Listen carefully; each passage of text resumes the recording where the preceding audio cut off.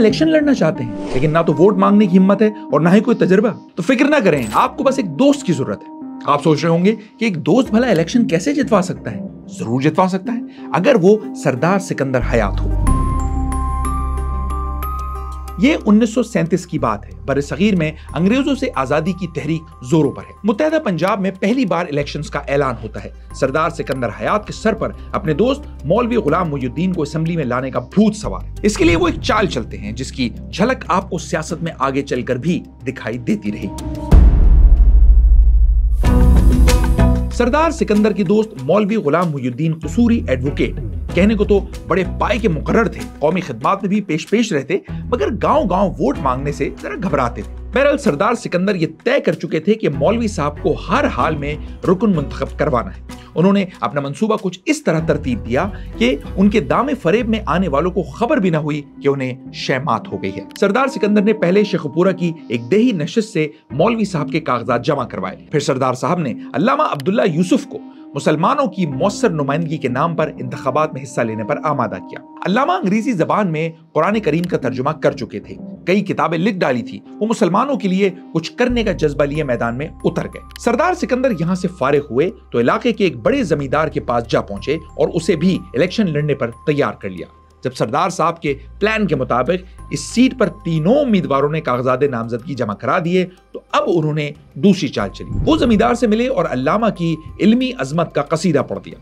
उसे ये बावर करवाया कि अल्लामा जैसी इल्मी शख्सियत अगर यहाँ से हार गई तो इलाके के मोअज़्ज़िज़ीन की बहुत बदनामी होगी। पंजाब के ये सादा लौ जमींदार सिकंदर हयात के फरेब में आ गया और कागजात वापस ले ली। सरदार सिकंदर यहाँ से निकले तो अल्लामा के पास चले गए। उन्हें बताया कि हमारी तो बहुत ख्वाहिश थी कि आप जैसा लायक आदमी असेंबली में मौजूद हो, लेकिन आपके मुकाबले में इलाके का जो बड़ा जमींदार है उससे जीतना बड़ा मुश्किल है। कहीं आप हार ना जाएं, इससे आपके इल्मी वकार को भी धचका लगेगा। मेरा तो ख्याल है आप अपना नाम वापस ही ले लें। ये वार भी कारगर साबित हुआ। यूं अल्लामा अब्दुल्ला यूसुफ अली भी दस्तबरदार हो गए। जब इंतखाबी गलियां सूनी हो गई तो इनमें मिर्जा यार दंदनाता फिर रहा था।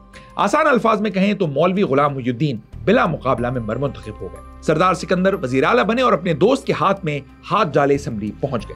कहने वाले ने दुरुस्त कहा है, मसलहत आमेज होते हैं सियासत के कदम, तू ना समझेगा सियासत, तू अभी नादान।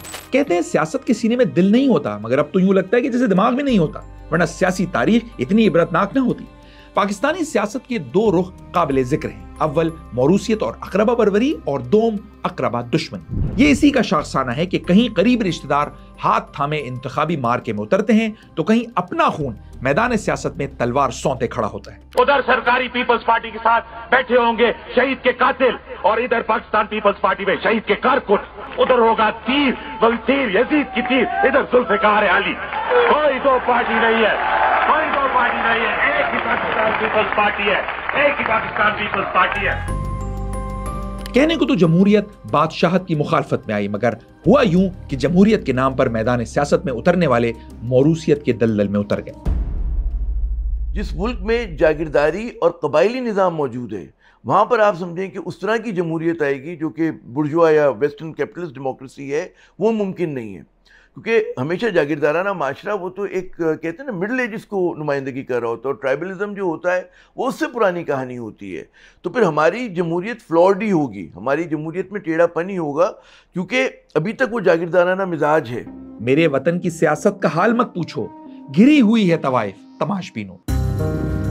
ये शेर है आगा शोरिश काश्मीरी का, जो तंज है हमारे मुल्क के तर्ज सियासत पर। ऐसी सियासत जिसने पाकिस्तान को तमाशगाह बना दिया। नतीजा ये निकला कि सुकूत ढाका से आज बलूचिस्तान के हालात तक बड़ी से बड़ी बात हो जाए, लेकिन अवाम हर मामले को लाइट ही लेते हैं और बजुबान हाल कहते हैं होता है शबो रोज तमाशा मेरे आगे। सर्दी सर्दी होती है, चाहे विंटर हो चाहे गर्मी हो, मार्च होता है, चाहे लॉन्ग हो चाहे शॉर्ट हो। मैं जब गपशप करता हूँ तो लोग मेरे गपशप से लोगों को अच्छा लिखते। मैं कहता हूँ कि पाकिस्तान की सियासत से मैं नस्वार बेचूं अच्छा है।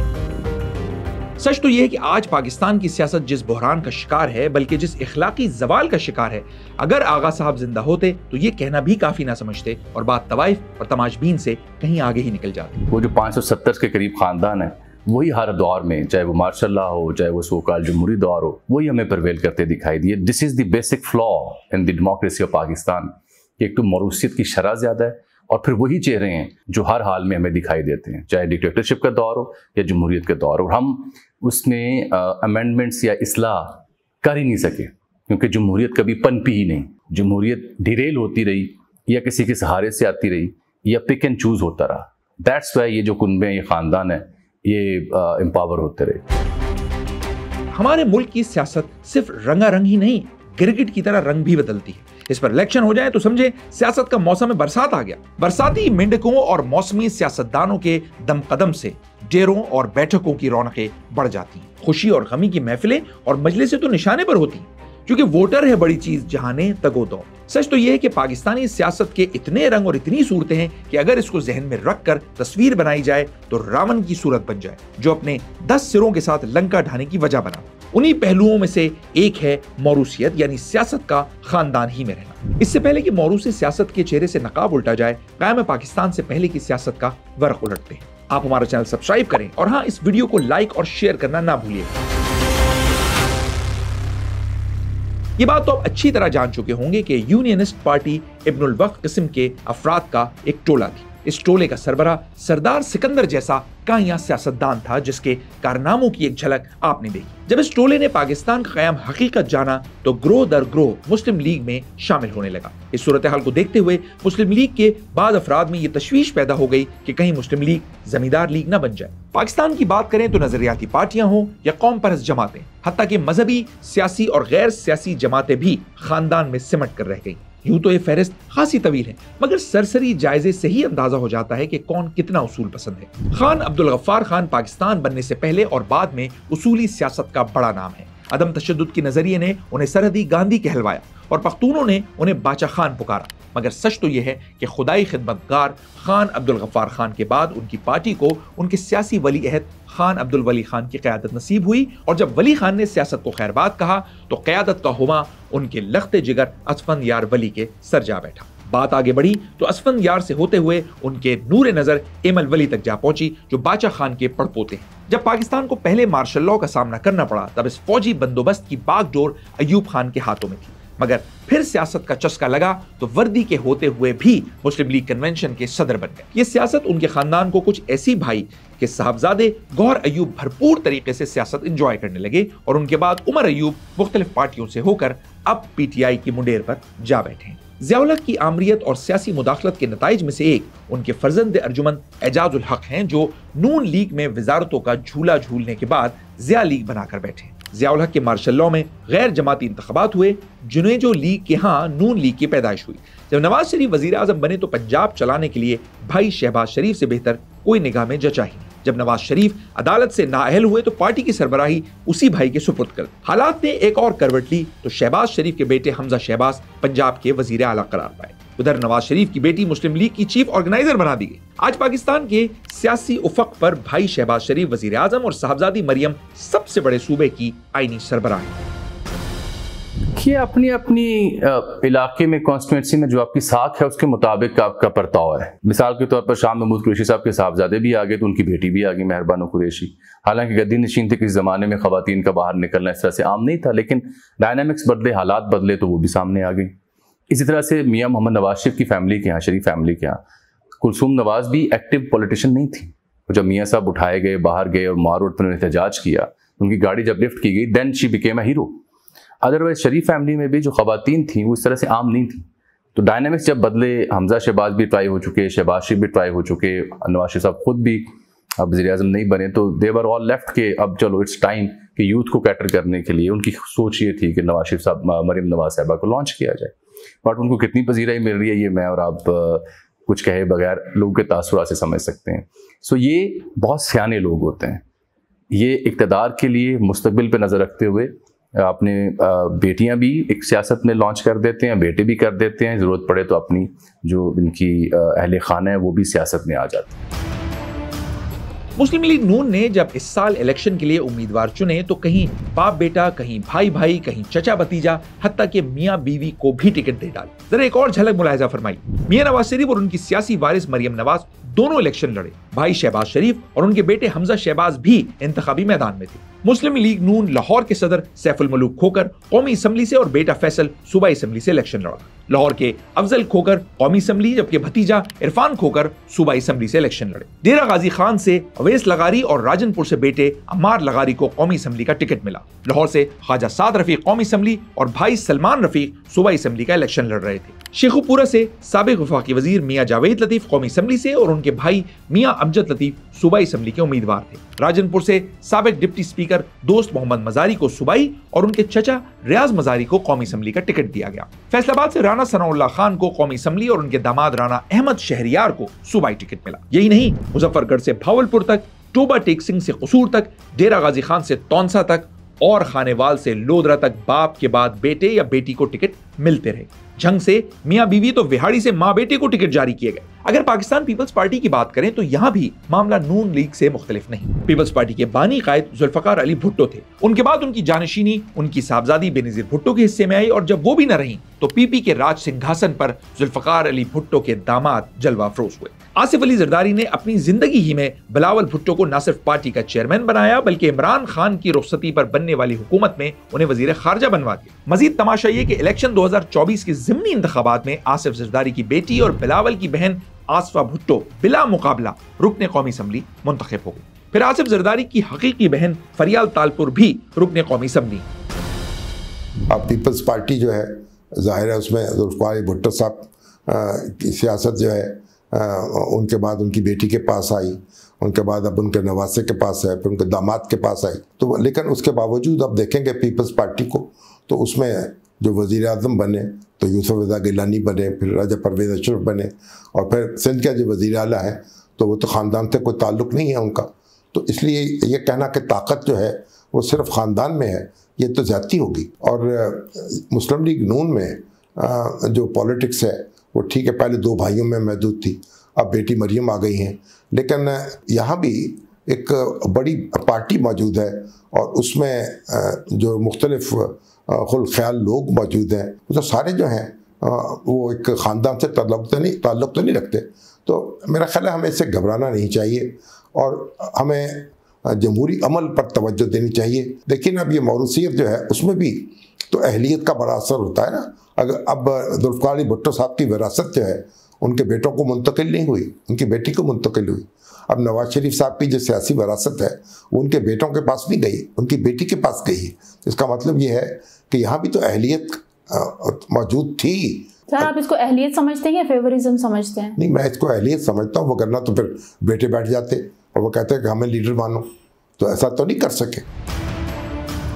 साबिक वफाकी वजीर परवेज खटक ने खुद कौमी असम्बली समेत 2 सूबाई नशिस्तों के लिए कागजात नामजदगी जमा करवाए थे। परवेज खटक के बेटे इब्राहिम खटक और इस्माइल खटक ने नौशेरा से इलेक्शन में हिस्सा लिया, जबकि दामाद इमरान खटक भी कौमी असम्बली के उम्मीदवार थे। इसी तरह साबिक वजीर आला अरबाब जहांगीर मरहूम के फर्जंद साबिक वफाकी वजीर अरबाब आलमगीर और उनकी अहलिया आसमा आलमगीर दोनों इलेक्शन में उम्मीदवार थे। अरबाब आलमगीर ने कौमी असम्बली की नशिस्त पर पेशावर से कागजात नामजदगी जमा करवाए, जबकि पीपल्स पार्टी ने आसमा आलमगीर को कौमी असम्बली में खवातीन की नशिस्त पर टिकट जारी किया। अरबाब फैमिली से अरबाब जरा खान ने भी सूबाई की नशिस्त पर कागजात नामजदगी जमा करवाए थे। खानदानी सियासत के मुखालिफ पीटीआई रहनुमा अली अमीन गंडापुर ने भी अपनों ही में टिकट तकसीम किए। अली अमीन गंडापुर के भाई फैसल अमीन ने इलेक्शन में हिस्सा लिया, जबकि उनके भाई उमर अमीन डेरा सिटी के मेयर हैं। नवाज लीग के अमीर मकाम ने खुद एनए और पीएस के लिए कागजात नामजदगी जमा करवाए, तो दूसरी जानिब उनके भाई डॉक्टर इबाद और बेटे नियाज अहमद खान ने भी शांगला से कागजात जमा करवाए। साबिक वफाकी वजीर दाखिला और कौमी वतन पार्टी के सरबरा आफ्ताब अहमद खान शेरपाव और बेटा दोनों इलेक्शन लड़ रहे थे। साबिक स्पीकर कौमी असम्बली असद कैसर और उनके भाई आकिब भी कौमी और सूबाई असम्बली की नशिस्तों पर हिस्सा लेने के लिए मैदान में थे। लगता है कि जो हमारी so called democratic political parties हैं, अपने आप को दावा करती हैं, पाकिस्तान पीपल्स पार्टी देख लें, आप नून लीग को देख लें या छोटी जमातों को, जमीयत उलमा इस्लाम को देख लें, फजल को, अवामी नेशनल पार्टी को देख लें, हर जगह पर ख़ानदानों का राज है। और दुनिया के किसी जमहूरी रियासत में ये हो ही नहीं सकता कि ख़ानदान जो है वो हावी हो जाए, कि दादा हो उसके बाद कहते हैं पोता आ जाए, बाप आ जाए, और उसके बाद उसका बेटा आ जाए, बहन आ जाए, भाई आ जाए। तो हमारे यहाँ यही तो चल रहा है कि अब तो माशाल्लाह समधी भी आ गए। तो ये इतना परपेचुएट हो गया है कि जिसका खात्मा मुझे होते हुए नज़र नहीं आता। पीटीआई जैसी जमात में कि जो ठीक है कि इमरान खान जो है वो उस तरह की मौरूसी सियासत बजाते खुद रिप्रेजेंट नहीं करते, लेकिन उनकी पार्टी में भी इसी तरह के लोग हैं। शाह महमूद कुरैशी साहब को देख लें, और बहुत सारे नाम हैं। तो हमारे यहाँ मौरूसी सियासत के दो लेवल्स हैं। एक तो लेवल है कि जी नेशनल लीडरशिप, यानी कि शरीफ ख़ानदान, जरदारी ख़ानदान, मौलाना फजल रहमान साहब का ख़ानदान, वली खान का ख़ानदान, ठीक है ना, ये तमाम ख़ानदान हैं कि जो डोमिनेट करते हैं। फिर एक हमारे यहाँ मौरूसी सियासत वहाँ पे डोमिनेट करती है जिसको मैं कहता हूँ कॉन्स्टिट्यूंसी बेस्ड, कि कॉन्स्टिट्यूंसीज जो हैं, आप सिर्फ अर्बन कॉन्स्टिट्यूंसीज को निकाल दें कुछ, मगर हमारी 60% तो देही कॉन्स्टिट्यूंसीज है। तो वहाँ पर तो तमाम का तमाम जो है वो बरादरी सिस्टम है, वहाँ पे मतलब है मौरूसी सियासत है, और उसके बगैर आपकी दाल नहीं गल सकती। आप ये सोचें कि जी मैं मिडिल क्लास का आदमी हूँ और मेरी कोई मतलब है ख़ानदान नहीं है, बरादरी नहीं है, और कोई जागीरदाराना मेरे पीछे हारी नहीं है, तो मैं इलेक्शन लड़ सकूं, जीत सकूं, तो नहीं हो सकता। मजहबी सियासी जमातों की बात करें तो उनमें सबसे काबिल जिक्र है जमीयत उलमा इस्लाम फे। जमीयत उलमा इस्लाम के नाम ही से जाहिर है कि ये दीन पसंदों की जमात है, मगर इस हकीकत के बावजूद कि मौरूसियत को इस्लाम में अच्छी नज़र से नहीं देखा गया, इस जमात के सरबराह का घराना हमाखाना आफ्ताबस्त का मंजर पेश कर रहा है। JUI के सरबराह मुफ्ती महमूद थे। उनके बाद उलमा की इस पार्टी के सरबराह मुफ्ती महमूद के साहबजादे मौलाना फजल रहमान बने। इलेक्शन 2024 में JUI के सरबराह मौलाना फजल रहमान ने आबाई इलाके जियाई खान और बलूचिस्तान के इलाके पशीन से कागजात नामजदगी जमा करवाए, जबकि मौलाना फजल रहमान के दो भाइयों ने DI खान से और मौलाना फजल रहमान के दो फर्जंदगान मौलाना असद महमूद ने टांक और मौलाना असजद ने लकी मरवत से कागजात नामजदगी जमा करवाए। मौलाना फजल रहमान ने खवातीन की मखसूस नशिस्तों पर अपनी सालियों शाहिदा अख्तर अली को कौमी असम्बली और रेहाना इस्माइल को सूबाई असम्बली के लिए टिकट जारी किया।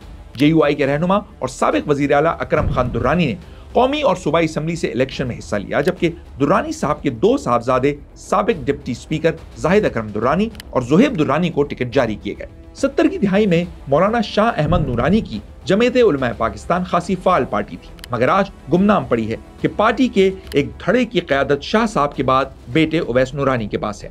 यहाँ एक तल्ख हकीकत यह है कि सियासी जमातों में मौरूसियत जो है सो है, मजहबी गैर सियासी जमातें भी इससे महफूज नहीं। डॉक्टर इसरार अहमद के बाद उनकी तंजीम इस्लामी की क़यादत उनके बेटे आकिफ सईद के हिस्से में आई। दूसरी तरफ बरेलवी मसलक की तर्जुमान दावत इस्लामी गैर सियासी पार्टी के सरबराह मौलाना इलियास कादरी ने अपना जानशीन किसी और को नहीं बल्कि अपने हकीकी बेटे उबैद रजा को नामजद किया। सच बात करें तो इन चंद घरानों का तस्करा देख के चंद चावलों का सा है, लेकिन हकीकत यह है कि पाकिस्तान में इलेक्टेबल्स के जरिए आने वाली मौरूसियत का रंग सियासत पर खासा चौका है। इसकी मिसाल शायद ही दुनिया में कहीं और हो। मौरूसी सियासत के हवाले से की गई रिसर्च के नताइज भी इस बात का सबूत है कि पाकिस्तान ने इस बाब में खासा नाम कमाया है। लाहौर के institute of development and economic alternatives के तहत की गई इस रिसर्च में पाकिस्तान की मौरूसी सियासत का मवाजना चंद दूसरे मुल्कों से किया गया। पता चला कि अमरीकी कांग्रेस में 1996 में मौरूसी सियासत का हिस्सा तकरीबन 6% था।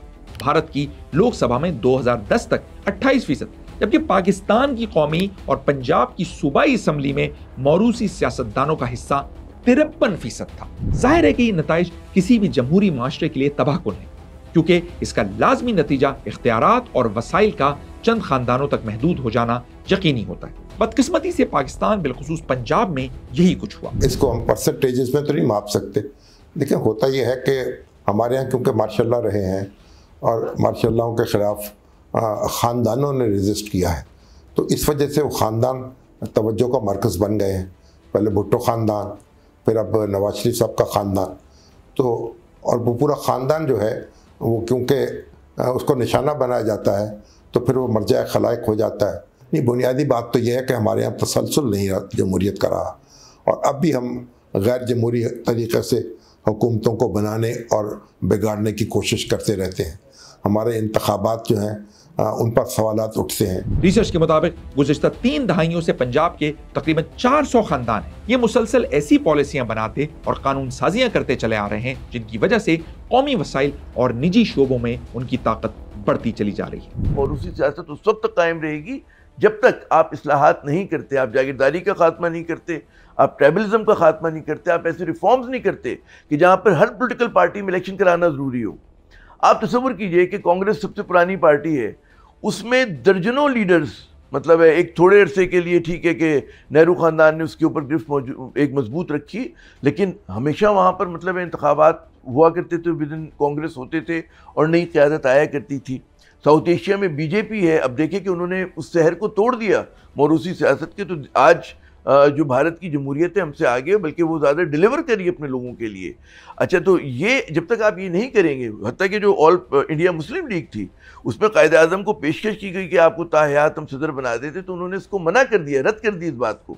तो जो है ना कलोनियल एरा के अंदर जो पॉलिटिकल पार्टीज़ थी साउथ एशिया में बशमूल पाकिस्तान के, उनमें ज़्यादा बड़े जमहूरी रवैये थे, लेकिन इसके बाद जब ये अंग्रेज़ रुखसत हुआ तो ये तो उनसे ज़्यादा बड़े अंग्रेज़ बन गए हमें मतलब है इन्होंने मालिक मुख्तार बन गए इस रियासत के, और उसके नतीजे में आप देखें कि पाकिस्तान किन दुखों का, किन मसाइल का और किन मुश्किलात का शिकार है। Institute of development and economic alternatives के मुताबिक 1985 के इंतखाबात से 2008 के इंतखाबात तक हर इंतखाबी हलके में पहले 3 उम्मीदवारों की मजमूई 2/3 तादाद मौरूसी या ख़ानदानी सियासत से ताल्लुक़ रखती है, और ताहाल ये हालात नहीं बदले। और इस वक्त मौरूसी सियासत का जो नक्शा तश्कील पाया है उसके मुताबिक ज़्यादातर ख़ानदानी सियासत में बेटों का सबसे ज़्यादा हिस्सा है, इसके बाद करीबी रिश्तेदारों का नंबर आता है, फिर भतीजों का नंबर आता है और सबसे कम दामादों का हिस्सा है, और कहीं बहुत दूर जाकर बेटियां इसकी हिस्सेदार करार पाती हैं। Institute of development and economic alternatives के मुताबिक मजमूई तौर पर ख़ानदानी सियासतदान 2008 के इंतखाबात तक कौमी असम्बली का 50% हिस्सा है।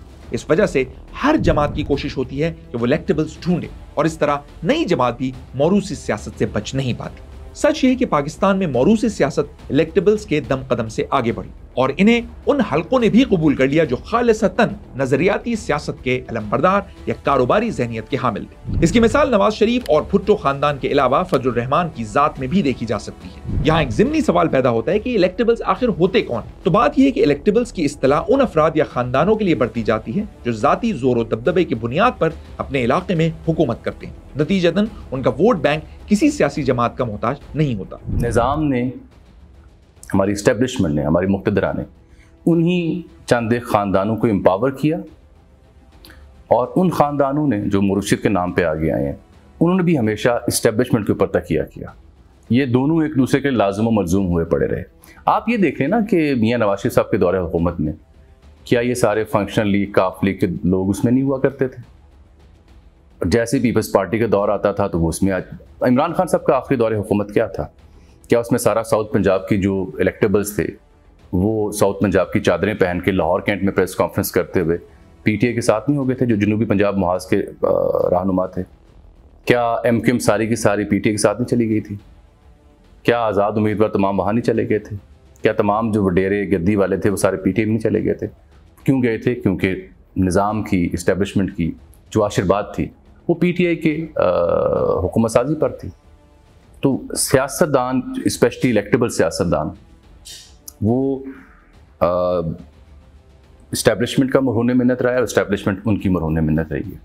दोनों एक दूसरे की छतर छाया में परवान चढ़ते रहे हैं, इसलिए जमहूर या जमहूरियत परवान नहीं चढ़ सकी, और यही सबसे बड़ी पाकिस्तानी जमहूरियत का नक्स है। हिंदुस्तान पर बरतानवी दौरे हुकूमत में ऐसे बासर अफराद या खानदानों को ताज बरतानिया की हिमायत के बदले ज़रई ज़मीनें, वज़ाइफ और अलक़ाबात से नवाजा गया, और साथ ही नंबरदारी और जेलदारी निज़ाम कायम किया गया। इस तरह इस तबके का मकामी सियासत में अहम किरदार हो गया। सरकार बरतानिया अपनी उन लोगों के जरिए अतात करवाती रही। इस निज़ाम के मौसर होने की वजह से ही बहुत सी जगहों पर इन बासर अफराद को मजिस्ट्रेसी के इख्तियारात भी दिए गए, उनके खानदान पर सरकारी मुलाजमतों के दरवाजे खोले गए, और यूं ये तबका लॉयल मोहम्मदन्स यानी वफादार मुसलमान कहलाया। यूं तो पाकिस्तान में हर जगह इलेक्टेबल्स मौजूद हैं, मगर इसकी एक झलक देखनी हो तो सरदार जाफर खान लगारी इसकी अच्छी मिसाल है। आप अव्वल जनरल ज़ियाउल हक की मजलिस शूरा के रुकन नामजद हुए, फिर पीपल्स पार्टी में आए और काफ लीग को प्यारे हुए, नून लीग के हमसफर बने और फिर पीटीआई का मजा चखा, और इनमें से हर पार्टी में रहते हुए कामयाबियां समेटते रहे। ऐसा इसलिए मुमकिन हो सका कि वोट किसी पार्टी का नहीं बल्कि उनका अपना था। यहाँ सवाल ये पैदा होता है कि क्या इस सियासी रुझान बल्कि बहरान से पीछा छुड़ाना मुमकिन है भी या नहीं? और जवाब है कि सियासी अमल में गैर सियासी कुव्वतों की अदम मुदाखलत और तालीम का फरोग, ये ऐसे दो अवामिल हैं जो सियासी मंजरनामे को बदल सकते हैं। वरना बकौल रईस अमरोवी, गिला ना कर कि जमाना कभी नया होगा, यही जो है यही होगा, यही रहा होगा। 15-20 साल पहले अगर किसी बच्चे से बात करते थे, उसका शऊर क्या था और आज के बच्चे का शऊर क्या है, उसमें फ़र्क मालूमात की तरसील है, जिसको यकीनी बनाया सोशल मीडिया ने। और सोशल मीडिया के ऊपर बयानी जो बनाया गया उसके ऊपर हावी है इमरान खान। और इमरान खान मौरूसियत की नफ़ी करता है, इमरान खान जागीरदारी की नफ़ी करने का दावा करता है, इमरान खान हुकूक की बात कर रहे हैं, इसलिए पॉपुलर हो रहे हैं, इसलिए आवाम को उनकी समझ आ रही। इसीलिए हालिया इलेक्शन में अननोन चेहरे पीटीआई के मुंतखब हुए, एक नज़रिए की वजह से, एक बयानी की वजह से, और मौरूसियत और ज़ोर ज़बरदस्ती के खिलाफ लोगों ने वोट दिया खामोशी से। तो आने वाले दिनों में ये सिलसिला बढ़ेगा, कम नहीं होगा। आने वाले दिनों में it will be very difficult for these families to survive. मुझे सच पूछें तो probably Pakistan Muslim League Noon is having its last innings in the government. They don't have anything more to sell now. Counter narrative ये इमरान खान को या youth को नहीं दे सके। अगर काउंटर नैरेटिव एटमी धमाके और मोटरवे है, people are not buying it. People believe this is our right. आप हमारे पैसे से हम पे खर्च कर रहे हैं, हमें अपने हुकूक चाहिए, शहरी आज़ादियाँ चाहिए, वो हमारे राइट्स हैं जो दें। सड़क बनवाना, नलका लगवाना ये आप पे फ़र्ज़ है। So I think things are changing rapidly now and it will be very difficult for these mainstream political parties and these families to survive.